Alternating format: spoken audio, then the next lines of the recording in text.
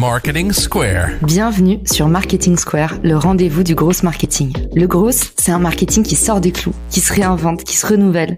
C'est aussi un mindset qui repose sur l'envie de se dépasser, de se détacher de ses opinions une bonne fois pour toutes et d'apprendre en continu. Si tu te reconnais dans cette description, que tu sois débutant ou expert, abonne-toi. Ce podcast va devenir ton meilleur allié. Cet épisode est rendu possible par Iconosquare, la plateforme de gestion tout en un des réseaux sociaux. Vous trouverez le lien pour tester gratuitement Iconosquare depuis les ressources de l'épisode. Bonjour à tous et bienvenue dans ce nouvel épisode de Marketing Square. Aujourd'hui, je suis comme d'habitude en charmante compagnie. On va parler Web3. Quelles sont les opportunités du Web3 pour les marques, en particulier les marques de mode, les marques de luxe. Avec moi pour en discuter aujourd'hui, David Klinbell du clan éponyme. Comment ça va, David ? Très bien, merci de me recevoir, Caroline. Ravi d'être là. On a un grand privilège de t'avoir aujourd'hui parce qu'en plus, tu sors juste de l'aéroport puisque toi, tu es chanceux résident de Miami. Exactement, j'habite aux États-Unis depuis près de 4 ans maintenant. D'abord à New York et maintenant, je suis un réfugié du Covid au soleil à Miami. Qu'est-ce que tu fais dans la vie et qu'est-ce qui t'a amené à prendre la parole de façon aussi pertinente sur le web aujourd'hui ? Je m'intéresse au web depuis maintenant plus de 15 ans. J'avais lancé ma première startup il y a une quinzaine d'années avec mon frère, qui s'appelait Talent Zapping à l'époque. Et j'ai vu en fait justement cette transition ce qu'on appelait le web, tout simplement, que maintenant on appelle le web 1, vers le web 2 ou le web 2.0 et jusqu'à aujourd'hui maintenant le web 3. Puisque j'ai eu ma startup au moment où on passait du web 1 au web 2. Puis j'ai travaillé en venture capital, j'étais analyste dans un fonds de VC où j'ai vu en fait les milliers de startups et d'entrepreneurs qui justement construisaient le web 2 et toutes les technologies liées à ces sujets. Ensuite, j'ai eu une aventure entrepreneuriale où j'ai créé ma startup qui était dans l'univers du e-commerce de luxe. Et ensuite, j'ai rejoint Google où je suis en charge des insights pour notamment les marques de luxe et de beauté, et où j'ai commencé d'abord à Paris, puis à New York, et maintenant, comme beaucoup de gens en remote, et toujours pour Google New York. Et c'est vrai que depuis quelques années, j'ai commencé à m'intéresser à l'univers d'abord des cryptos, puis quand j'ai vu émerger le phénomène des NFT, du métaverse et toutes ces autres notions qu'on va définir un peu plus tard, j'ai vu émerger cette nouvelle version du web qu'est le web 3 et je me suis dit il se passe quelque chose et j'ai envie d'y participer. Et donc c'est vrai que j'ai plongé dedans en mêlant en fait ma connaissance du côté data et insights que je développe chez Google aujourd'hui, en la mêlant aussi avec ma connaissance du luxe et du branding pour voir comment est-ce qu'on pouvait comprendre ce qui se passait sur le web 3 et le métaverse et peut-être participer à sa création qui se déroule sous nos yeux en ce moment. Quel teasing! Et donc, du coup, aujourd'hui, on va parler Web3. On va définir qu'est-ce que c'est le Web3 de façon simple et non technique. Vous inquiétez pas. On va aussi voir en quoi ça va nous impacter en tant qu'individu, en tant que créateur, en tant que marque. Tu vas nous expliquer un petit peu les petits exemples que tu as vus, pertinents ou non pertinents. Mais qu'est-ce qui se passe actuellement chez les marques? Quel usage on fait du Web3? Principalement du métaverse, j'imagine. Et puis, comment ça va s'exprimer dans notre quotidien et quels sont les risques? Enfin, la première question, du coup, que j'ai envie de te poser, David, de façon très élémentaire, c'est quoi pour toi le Web3? Comment est-ce que tu l'expliques à ta grand-mère, par exemple? C'est une bonne question pour commencer parce que, en fait, le Web3, c'est un ensemble de notions. Enfin, d'ailleurs, c'est un terme qu'on n'utilisait pas il y a quelques mois à peine. Je me suis amusé à regarder si tu utilises un outil comme Google Trends qui te permet de voir combien de personnes recherchent un sujet en particulier. Si tu recherches le mot Web3, tu vois qu'en fait, avant septembre 2021, presque personne ne recherchait le mot Web3. C'est-à-dire que c'était un mot qui, en fait, n'existait pas vraiment. Il y a quelques spécialistes peut-être qui l'utilisaient, mais c'était pas vraiment mainstream. Et tu vois que depuis septembre 2021, ça fait que croître jusqu'à atteindre un pic en décembre 2021, qui est un peu le pic du Web3. Et là, maintenant, ça s'est stabilisé à un niveau assez haut. Et donc, c'est vraiment un sujet que tout le monde découvre. Donc, s'il y a des personnes qui écoutent qui ne savent pas encore ce que c'est que le Web3, il n'y a pas à avoir honte. Beaucoup de gens sont en train de découvrir ce que c'est.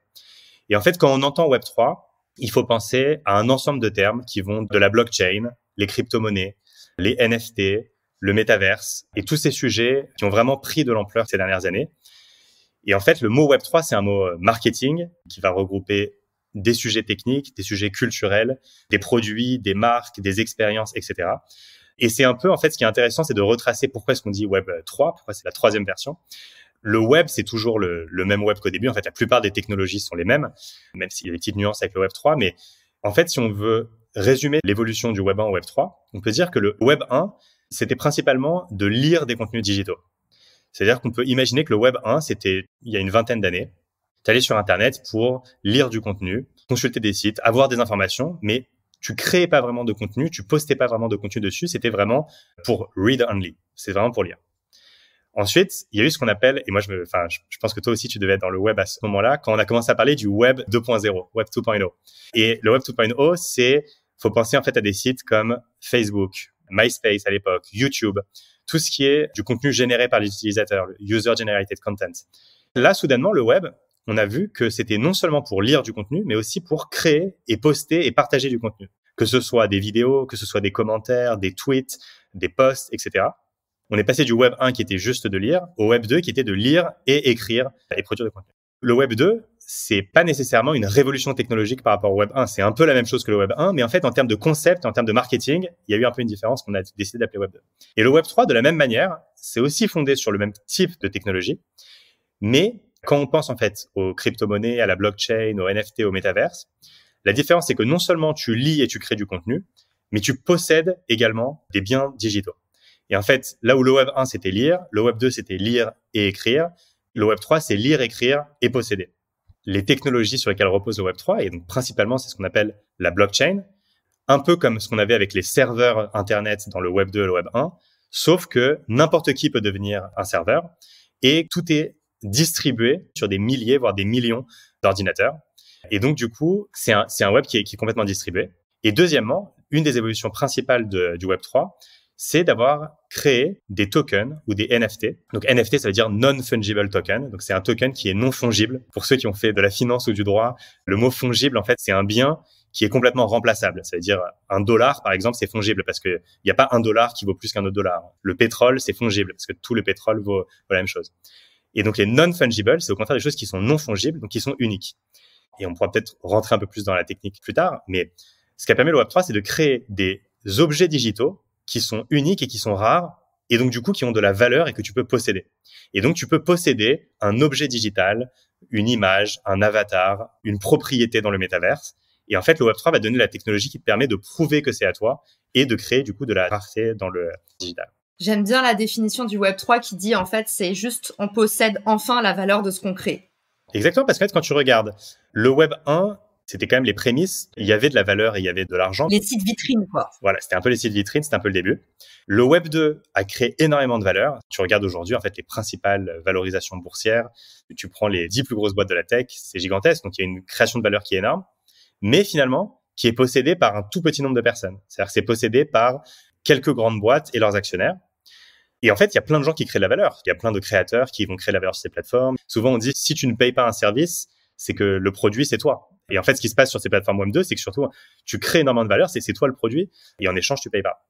Dans le Web 3, puisque les personnes peuvent être rémunérées avec des tokens, ils peuvent posséder l'infrastructure, ils peuvent posséder la blockchain, ils peuvent posséder des tokens d'un projet, ils peuvent posséder des biens digitaux. Finalement, il y a une répartition où il y a plus juste une ou deux plateformes qui possèdent tout, mais il y a une répartition, une décentralisation, et il y a des milliers, voire des millions d'individus qui vont posséder le Web 3.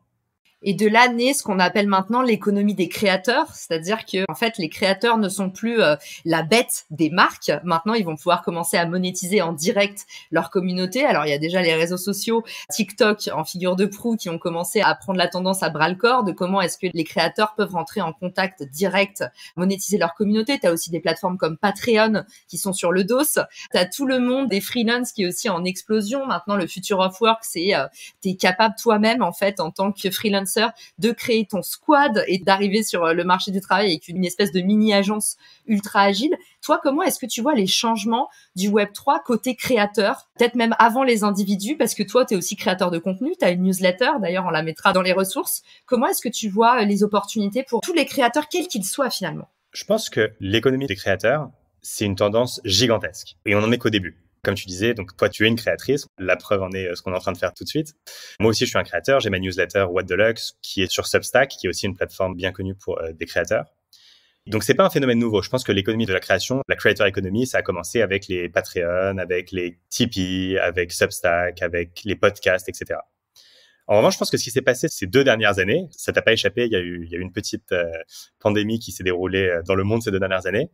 Et elle n'a pas nécessairement créé des nouveaux usages, mais elle a aussi accéléré tous les phénomènes digitaux.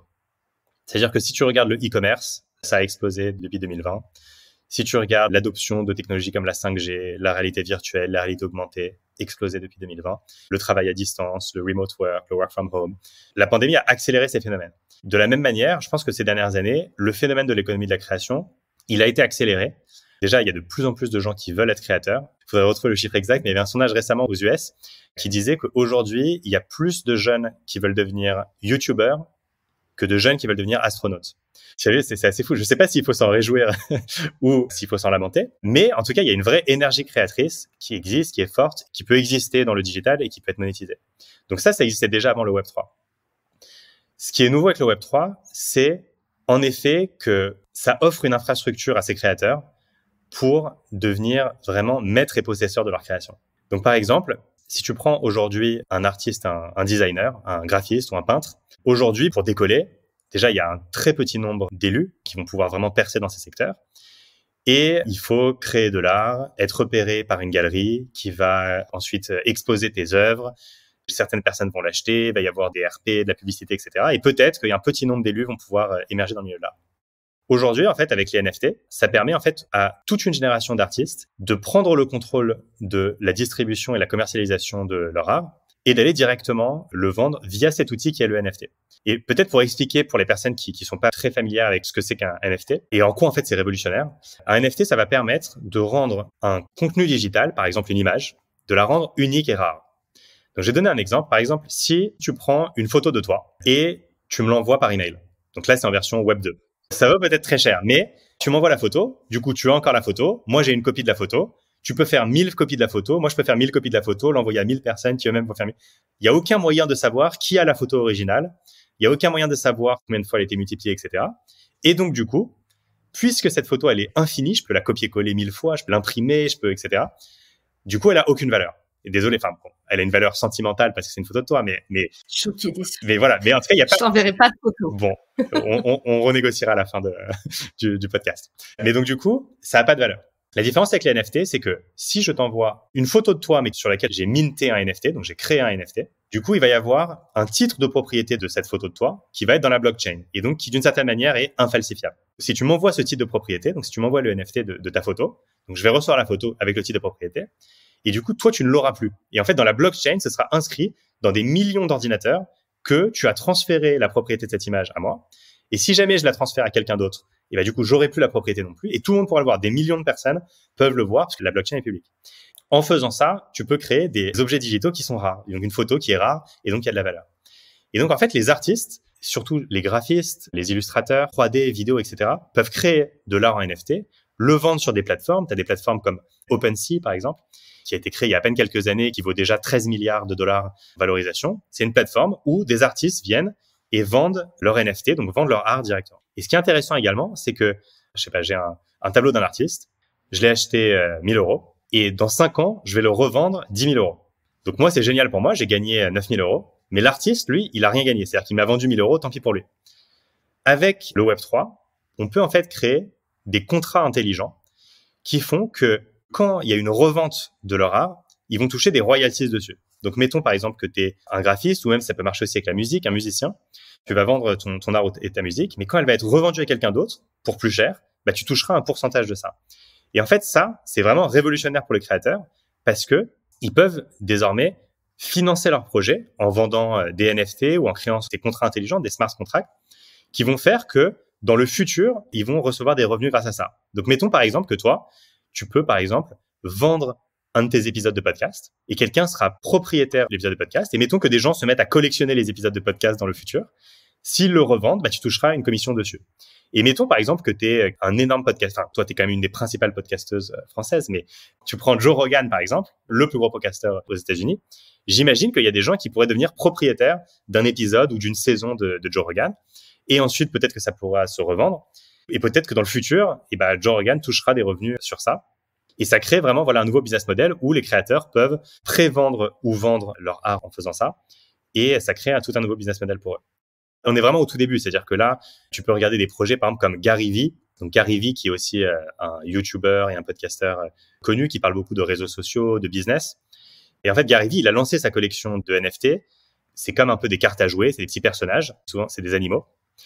Et si tu l'achètes, tu as accès à des services de Gary Vee. Par exemple, si tu achètes un de ces NFT, tu vas avoir accès à un call par mois où il y a une cinquantaine de personnes qui peuvent joindre, où Gary Vee te donne des conseils. Ou tu en as un autre où il t'accompagne pour faire une brocante, par exemple. Parce qu'en fait, il s'est fait connaître au début parce qu'il était très fort pour vendre des choses dans les brocantes. Donc, si tu achètes un de ces NFT, tu peux faire une brocante avec Gary Vee. Là, en fait, on commence un peu juste à s'amuser. Gary Vee, il est extrêmement successful. Il a pas besoin des NFT pour gagner sa vie.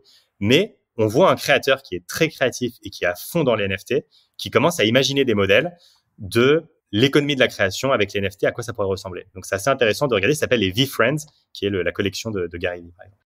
Et donc, tu nous as dit, en fait, les NFT, on peut en faire un objet unique, donc générer un objet d'art, de collection. On peut aussi l'utiliser pour du ticketing. Par exemple, tu peux faire un événement, ton NFT peut ouvrir les droits à un événement privé.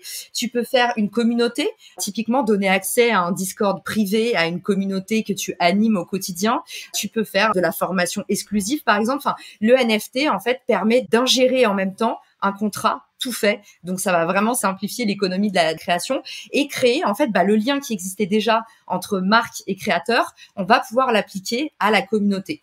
Il y a aussi un dernier modèle dont on n'a pas encore parlé, mais il va y avoir des expériences un peu immersives.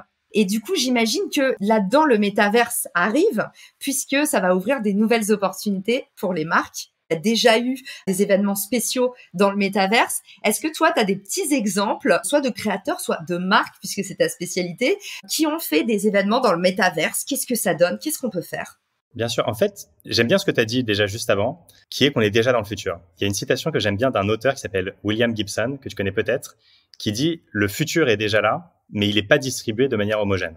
En fait, quand on réfléchit au sujet technologique, et notamment sur le sujet du métaverse et des NFT, il y a déjà des gens qui sont dans ce futur. Et si tu veux un exemple de gens qui sont dans le futur, tu regardes les communautés crypto sur Twitter, ils sont déjà complètement dans le métaverse, dans le futur. C'est-à-dire, leurs avatars sont des NFT.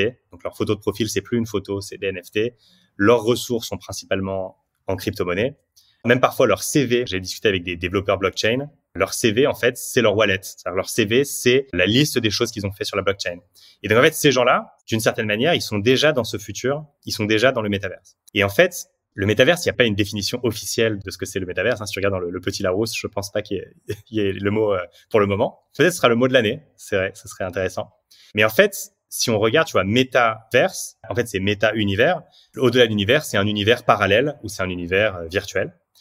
Et c'est un terme, en fait, qui a été créé par un auteur de science-fiction. La première fois qu'on le retrouve, c'est en 1992 par Neil Stephenson dans un livre qui s'appelle Snow Crash.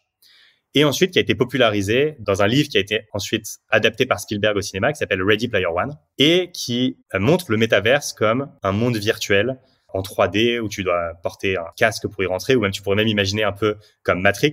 Tu vois, tu te connectes directement dans un monde virtuel. Et je pense qu'il y a beaucoup de gens qui imaginent le métaverse comme ça. Et c'est vrai, une grosse partie du métaverse, c'est les avatars, la 3D, la réalité virtuelle, peut-être même la réalité augmentée. C'est une des définitions du métaverse. Une autre définition qui est de plus en plus répandue auprès des gens qui s'intéressent au métaverse, c'est qu'en fait, le métaverse, c'est pas seulement un endroit, une plateforme dans laquelle tu vas, par exemple The Sandbox ou Roblox ou Decentraland, les gros mondes virtuels ou Second Life pour les plus anciens, qui sont les grosses plateformes, les gros mondes virtuels. Selon certaines personnes, le métaverse, c'est pas juste ces lieux, c'est aussi un moment. Et en fait, le moment du métaverse, c'est le moment où ta vie digitale a plus de valeur que ta vie physique. Et alors, ça peut sembler un peu triste de dire ça. Alors, bien sûr que voilà, les vrais moments de la vie se passent dans le monde physique et c'est important, le contact humain, il y a tout un aspect humain, etc. Mais c'est vrai que quand on passe finalement 80% de son temps entre son ordinateur et son téléphone, que finalement on travaille à distance, qu'on travaille en utilisant son identité sur les réseaux sociaux, son Twitter, son LinkedIn, etc.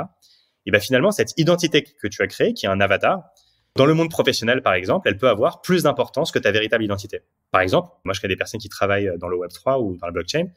Personne ne connaît véritablement leur vrai nom ou leur nationalité ou leur âge, etc. Ils connaissent juste leur pseudo, leur avatar, l'adresse de leur wallet, par exemple. Et en fait, cette identité qu'ils ont construite, dans le monde professionnel, est plus importante que leur identité réelle, que leur identité à l'état civil. Ça, c'est le métaverse. C'est-à-dire que c'est le moment du métaverse où, finalement, ce que tu as en ligne ou sur la blockchain est plus important que ce que tu as dans le monde physique. Et ça, en fait, ça change tout pour les individus, ça change tout pour les marques, ça change tout sur énormément de sujets. Moi, il y a un sujet sur lequel je m'intéresse spécifiquement, c'est celui du luxe, les marques de luxe, de beauté et de mode. Ça fait une quinzaine d'années que j'écris des articles sur la digitalisation du luxe, J'enseigne ce sujet dans des écoles comme à HEC, l'IFM, aux États-Unis à NYU, Columbia, Fashion Institute of Technology, etc. Et aujourd'hui, en fait, tous les acteurs du luxe se posent la question et me posent la question, qu'est-ce qui se passe dans le métaverse? Qu'est-ce qu'on doit faire? Qu'est-ce que c'est en train de changer? Et en quoi ça va être différent? Et pour te donner un exemple, si tu regardes un peu le crypto Twitter, tu suis un peu les comptes Twitter des gens qui sont à fond dans les cryptos, plus personne n'a de photo de profil, ils ont tous un NFT. Et en fait, souvent, ils vont avoir des NFT qui viennent de collections prestigieuses ou très chères. Donc, par exemple, tu as une collection qui s'appelle les Bored Apes. C'est des singes qui valent jusqu'à plusieurs millions de dollars. Donc, tu as certains Bored Apes qui valent 2-3 millions de dollars, voire plus. Et en fait, aujourd'hui, sur Twitter, si tu as un Bored Apes dans ton avatar, et donc du coup, si tu peux prouver qu'il est vraiment à toi, t'as pas juste fait un copier-coller, ça te donne un statut que je trouve en fait est similaire à ce que te donnent les marques de luxe dans le monde physique. En fait, le luxe, c'est un secteur complexe et très varié. Une des fonctions du luxe, c'est de signaler ton statut, c'est d'avoir cette consommation un peu ostentatoire où tu vas signaler ton statut, ta richesse, etc. Il n'y a pas que ça, il y a aussi une dimension hédoniste, mais il y a cette partie en fait de signaler. C'est pour ça que les gens portent des grosses marques avec des gros logos, etc. Et donc aujourd'hui, comment ça se passe à l'époque du Web 2 pour signaler ton statut? Tu vas acheter un objet de luxe, une Lamborghini, un sac Hermès, participer à des vacances de luxe, une croisière, un jet privé, etc. Ensuite, tu vas prendre des photos de toi avec ces expériences. Et ces photos, tu vas les mettre sur les réseaux sociaux. Donc, tu vas les poster sur Instagram.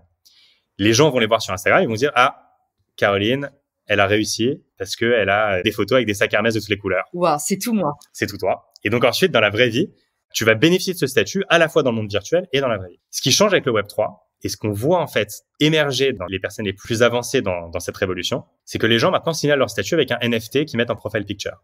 Ce qui veut dire qu'en fait, c'est plus un bien physique que tu vas digitaliser sur une photo, mettre sur une plateforme virtuelle pour ensuite avoir des bénéfices dans le monde physique. C'est maintenant les NFT, tu prends un bien virtuel que tu mets dans le monde virtuel et qui va représenter ton statut et ton identité dans le monde virtuel et même maintenant te donner accès à des privilèges dans le monde réel. Parce qu'aujourd'hui, si tu as un Bored Apes, tu fais partie du Bored Apes Yacht Club qui te donne accès à des soirées privées sur des yachts, qui te donne accès à des avantages avec des marques, etc. Et donc, ça, c'est vraiment le métavers. C'est le moment où, finalement, ton identité, c'est ton avatar et tu n'as plus besoin de passer par acheter des choses dans le monde réel. Et aujourd'hui, en fait, quand les marques de luxe regardent ça, encore une fois, il faut nuancer. Je dis pas que les Bored Apes vont remplacer le luxe demain. En tout cas, il y a une réflexion qui se passe qui dit est-ce que les crypto-millionnaires, ou comme on dit, tu vois, les whales, donc qui sont les gens qui ont beaucoup de crypto-monnaies, est-ce que ces gens-là, ils vont acheter des sacs Hermès, est-ce qu'ils vont acheter des baskets Dior, ou est-ce qu'ils vont acheter un avatar, un CryptoPunk, un Bored Ape, une maison sur Decentraland ou Sandbox? Et en fait, c'est une vraie question. C'est-à-dire, est-ce que l'expérience luxe, à l'ère du Web 3, est-ce qu'elle sera offerte par les marques de luxe ou est-ce qu'elle sera offerte par des acteurs complètement nouveaux qui sont crypto-native? C'est pas mal en tête de beaucoup de gens qui sont dans cette industrie. Bientôt la phrase, si t'as pas un Bored Ape à 50 ans, t'as raté ta vie. Exactement. Mais bon, en fait, un Bored Ape, aujourd'hui, c'est impossible à toucher, en fait. C'est-à-dire qu'un Bored Ape, c'est des millions. De temps en temps, il y en a un qui se fait voler. Donc, du coup, peut-être que tu peux, sur le marché noir. Un tombé du camion. Voilà, un tombé du camion. Mais bon, mais même pas parce que tout le monde sait qu'il est volé. Donc, du coup, c'est très traçable. Donc, Ah oui, c'est vrai. Donc, c'est la fin de la contrebande pour les marques, peut-être? Eh ben, écoute, oui et non. C'est un peu le Far West, le Web 3 aujourd'hui. Il y a un droit qui s'applique. Enfin, le droit normal s'applique, mais en fait, il s'applique pas vraiment parce que puisque tout est décentralisé, tu peux pas vraiment censurer quelque chose sur le Web 3. Hein. C'est plus difficile. Tu vois, si t'aimes pas un produit qui est sur Amazon, t'as pas l'Amazon, il le retire. Sur eBay, c'est assez facile. Sur le Web 3, c'est un peu plus compliqué. Il faudrait en fait qu'il y ait un consensus. Il faudrait que des millions de personnes acceptent de modifier la blockchain pour retirer quelque chose. Et donc, par exemple, une affaire qui est assez fameuse en ce moment, qui est l'affaire de Hermès. Hermès a des sacs vraiment très iconiques qui s'appellent les Birkin, qui sont inspirés par Jane Birkin. Et ce sont des sacs qui sont très rares. Il y a des listes d'attente pour les obtenir.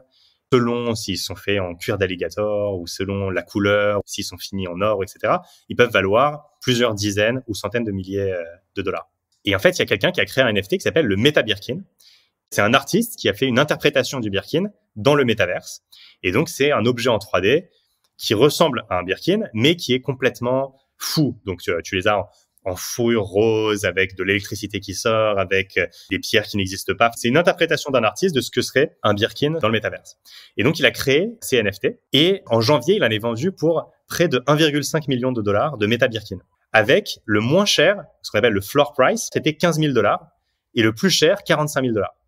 $45 000, c'est plus cher qu'un vrai Birkin. C'est-à-dire qu'il y a des personnes qui ont acheté un méta Birkin plutôt qu'un vrai Birkin. Déjà, conceptuellement, c'est assez puissant. Mais bien sûr, Hermès s'est dit, non mais attends, on peut pas laisser notre propriété intellectuelle. On a mis des décennies, peut-être même des siècles à créer cette marque, etc. On peut pas laisser quelqu'un le voler et voler notre propriété intellectuelle sur le métaverse. Et en fait, il y a une discussion qui est très intéressante parce que est-ce que c'est vraiment du vol? Puisque c'est juste un artiste qui a interprété. T'as le droit, par exemple, de peindre un Birkin et de vendre le tableau. T'as le droit de peindre une montre Rolex, de faire une chanson sur les chaussures Louboutin sans rien reverser à Louboutin. Et donc, il y a une vraie discussion juridique. Là, c'est pas réglé encore. Donc là, ils sont encore en procès ou en discussion Hermès avec le fondateur de Meta Birkin pour voir en fait ce qui va se passer. Donc du coup, un des potentiels risques qu'ont les marques sur le Web3, c'est que, étant donné que c'est un peu le Far West, ta propriété intellectuelle pourrait être utilisée par quelqu'un d'autre. Et par exemple, si tu vas sur une plateforme comme OpenSea, donc la principale plateforme de NFT, tu tapes le nom de n'importe quelle collection de NFT qui est un peu connue et qui marche bien, et tu vas trouver 10 autres collections qui ont presque le même nom avec un mot qui change ou une lettre qui change, etc. Sur OpenSea, comme c'est une plateforme centralisée, eux, ils peuvent retirer une collection, etc. Mais c'est un peu difficile de faire valoir ta propriété intellectuelle et le droit sur le Web3. Ok, intéressant. Donc en fait, on pourra désormais authentifier ce qui était difficile parfois à l'œil nu, savoir le vrai du faux, mais pour autant toujours aussi difficile pour les marques d'avoir la main sur la propriété intellectuelle. Donc d'autres types de contrebande en vue. Exactement. Et en fait, je pense que d'un côté, la blockchain peut aider à lutter contre la contrebande ou contre la contrefaçon dans le monde physique. Par exemple, il y a une startup qui s'appelle Ariani, que tu connais peut-être, qui est vraiment un des leaders sur ce sujet et qui crée en fait ton wallet, ton portefeuille d'objets. Et donc, il va créer un double dans la blockchain de tes objets. Donc, il travaille déjà avec beaucoup de marques de luxe. Et ça va te permettre en fait de garantir l'authenticité de ton objet, mais aussi de garder un lien entre la marque et l'acheteur. Parce qu'aujourd'hui, si tu achètes une montre Breitling, tu as ton petit certificat de propriété, mais ensuite, tu n'as pas vraiment de lien avec Breitling. Breitling ne peuvent pas te contacter, ils savent rien de spécial. Avec Ariani, Breitling, ils peuvent rester en contact avec les personnes qui possèdent du coup le NFT lié à leur objet. Et par exemple, Breitling pourrait organiser une soirée où uniquement les personnes qui ont tel niveau d'achat pourraient accéder. Ils pourraient envoyer des NFT exclusifs, envoyer des mots pour les fêtes de fin d'année, etc. Tu vois, la boîte s'appelle Ariani, donc c'est comme le fil d'Ariane qui permet en fait de garder ce lien entre les marques et le consommateur. Et donc, c'est vrai que d'un côté, la blockchain, avec des projets comme Ariani, permet de lutter contre la contrefaçon. Mais d'un autre côté, la technologie en soi des NFT, ou le Web3 en général, puisqu'il est très difficile à censurer, pas impossible, mais très difficile, c'est un peu le Far West. Et du coup, ça peut être difficile de vraiment protéger sa propriété intellectuelle et le droit. Décidément, tu m'as vraiment donné envie de te réinviter pour un épisode métaverse et luxe. Vraiment, merci pour tout ce que tu nous as partagé. Et écoute, déjà, merci beaucoup pour ton invitation. C'était un plaisir de discuter de ce sujet. Je pense que aujourd'hui, en fait, on est à un moment du Web3 et du métaverse qui est un peu comme au début des réseaux sociaux. C'est-à-dire qu'au début des réseaux sociaux, certaines marques y croyaient. Il y a des marques qui sont allées très tôt. Certaines marques y croyaient pas vraiment. Ils pensaient que c'était juste pour les enfants, c'était juste un jeu. Au début, on a mis quelques stagiaires pour s'occuper des réseaux sociaux. On prenait pas trop au sérieux. Et aujourd'hui, comme tu le sais, c'est même ton job, c'est devenu une part importante d'un job de marketeur de comprendre les réseaux sociaux. Et je pense qu'on est à un moment où c'est possible que dans un futur pas si lointain que ça, comprendre le Web3, comprendre la blockchain, comprendre les NFT, ça devienne aussi une part très importante d'un job de marketeur, puisque les relations avec la communauté changent. Il y a des nouveaux produits, tu peux vendre des produits virtuels, des artefacts digitaux, etc. Donc, ça peut être très important. Et donc, moi, en fait, j'ai décidé de suivre cette révolution de très près. Et donc, dans ma newsletter What the Lux, chaque semaine, il y a une section sur Web3 et Metaverse et le luxe. Et donc, chaque semaine, en fait, je traite quelles sont les dernières choses qui se passent sur ce sujet. Dans What the Lux, j'ai aussi publié 2 special reports sur le Web3, le Metaverse, avec tous les exemples, en fait, de tout ce qu'ont fait les marques de luxe sur ce sujet. Il y a des dizaines d'exemples de marques de luxe qui ont fait des choses intéressantes. Tu as Balenciaga qui a créé des choses sur Fortnite, Clinique, la marque de beauté qui a créé un NFT qui te donne accès à des produits cliniques pendant 10 ans. Tu as Guerlain qui a fait quelque chose en lien avec des associations. Louis Vuitton qui a lancé un jeu vidéo avec des NFT de Beeple qui est le plus grand artiste de NFT aujourd'hui. Tout ça, je le retrace dans ma newsletter. Donc, je dirais, le mieux pour se tenir informé, c'est d'aller sur What the Lux, donc what-the-lux.com et de s'abonner à la newsletter. Je te donne une petite exclue. Je suis en train de préparer ma prochaine newsletter qui s'appelle What the Block. Il y a tellement d'intérêt autour de ce sujet de la blockchain et du métaverse sur ma newsletter que j'ai décidé en fait d'en faire une newsletter à part. Et donc peut-être qu'au moment où le podcast sera publié, j'aurai envoyé la première édition de What the Block. Attention David, c'est maximum la semaine prochaine. Hein. Maximum la semaine prochaine, ok. Eh ben, écoute, je m'engage, voilà, devant ta communauté. Avant la publication du podcast, j'aurais lancé What the Block. C'est comme tu disais, c'est un sujet qui peut être hyper intimidant, technique, qui peut faire un peu peur, qui est nouveau. Et en fait, moi, j'ai vraiment envie, en effet, de l'aborder avec pédagogie, de le vulgariser. Il y a une opportunité à la fois culturelle, c'est-à-dire que le Web3 et le métaverse, c'est fondé sur des désirs humains très profonds. C'est-à-dire que de toujours, l'être humain a envie de s'échapper du monde réel pour aller dans des mondes enchantés. C'est un besoin humain fondamental. Tu avais Blaise Pascal, qui disait, il définissait le divertissement, c'était divertir, se détourner de la réalité. C'est ça, en fait, le métaverse, les mondes virtuels, c'est un besoin fondamental humain qui aujourd'hui a une nouvelle forme technique. Et donc, c'est vrai que je trouve ça passionnant de le suivre. J'espère retrouver beaucoup de tes auditeurs soit sur la partie Web3 de What the Lux, soit prochainement sur What the Block. Et sinon, on peut bien sûr rester en contact sur LinkedIn, David Klingbeil, ou sur Twitter, @DavidKlingbeil. Et je serais ravi de poursuivre les échanges à ce sujet. Et du coup, je prends ton invitation pour revenir pour un sujet spécial Métaverse et Luxe ou Web3 et Luxe. Je pense que ça pourrait être assez innovant. Trop bien. Merci David, c'était passionnant. Je vous dis merci à tous pour votre écoute et à bientôt dans un nouvel épisode de Marketing Square. Ciao! Si cet épisode te plaît, tu peux le partager en me taguant ou lui laisser 5 étoiles sur Apple Podcast. Marketing Square.